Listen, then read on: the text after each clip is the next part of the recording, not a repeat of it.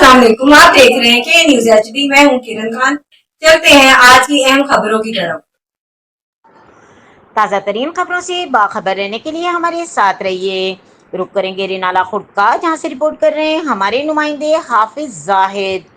14 अगस्त की तैयारियों और हफ्तेवार जश्न आज़ादी के इक़दाम के हवाले से तहरीक हुर्मत पाकिस्तान के तर्जुमान अली इमरान शाहीन और सदर मरकजी मुस्लिम लीग रहनुमा सलीमुल्लाह चौधरी ने मरकज अबू हुरैरा में प्रेस कॉन्फ्रेंस की। इनका कहना था कि आज़ादी बहुत बड़ी नेमत है, हमारी जमात यह हफ्ता जश्न आज़ादी के तौर पर मना रही है और 14 अगस्त को ओकाड़ा प्रेस क्लब के सामने एक बहुत बड़े जलसे का इनेकाद किया जा रहा है, जिसमें ज़िला ओकाड़ा के तमाम शहरियों को शिरकत की दावत दी जा रही है।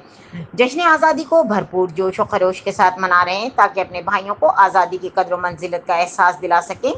पाकिस्तान अल्लाह ताला का दिया इनाम नेमत और कर्म फजल है। इस वक्त भारत, इसराइल समेत बड़ी ताकतें पाकिस्तान के खिलाफ हैं और नुकसान पहुंचाने की कोशिश कर रहे हैं।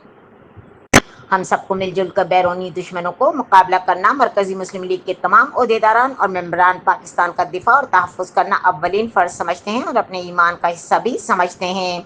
हमारा जीना और मरना पाकिस्तान में ही है।